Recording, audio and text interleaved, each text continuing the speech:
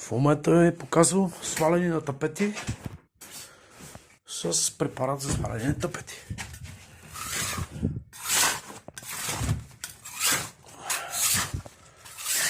Силно залепнали 2-3 ката тапети, един върху друг.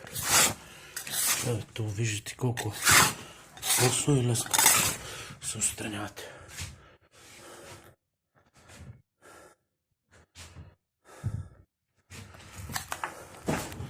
Находка. Тук се натъкнахме една находка под тапетите. Справка с базата данни се оказа, че това е токсичен черен руски мухъл в комбинация с розов лишей.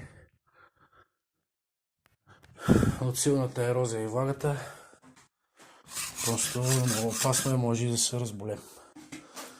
Затова предстои замазване. Но за сега да навършим свалянето на тапети.